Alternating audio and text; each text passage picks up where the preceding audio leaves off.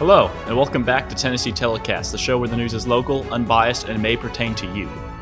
For today's episode, we look into the test that shaped much of the American education system, the ACT. We're going to look into where it came from, why it is important, and most importantly, how to pass it. Getting accepted into a college is getting harder and harder, with application numbers raising over 50% in the last generation alone. So, in order to get accepted into the college of your dreams, or even any university at all, it is imperative to get a high ACT score. Not to mention, a high ACT score can give a rising freshman in college a scholarship, or even a better rooming situation. So, a high ACT is necessary for those looking to get a college degree. But what does the test even consist of?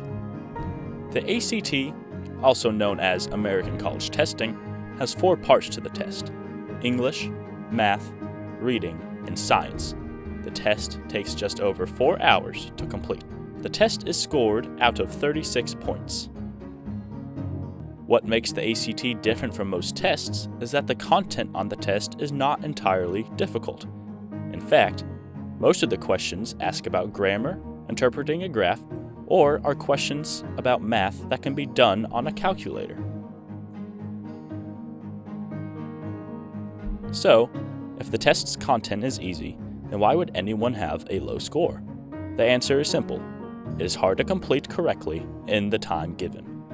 To do well on the test, you must be able to read quickly, interpret quickly, calculate quickly, and more to beat the clock. Why is it like this? It is because the test is not trying to test your knowledge so much as it is trying to test your speed to comprehend quickly and effectively.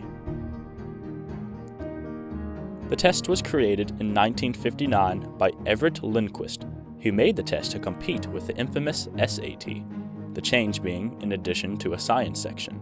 For us to understand how to do better on the ACT, let's ask some students who performed very well on it.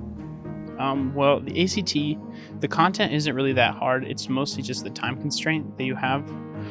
So managing your time, especially on sections like the reading, where you have around 9 minutes to do every section. So that's like you have to skim through the reading pretty quickly.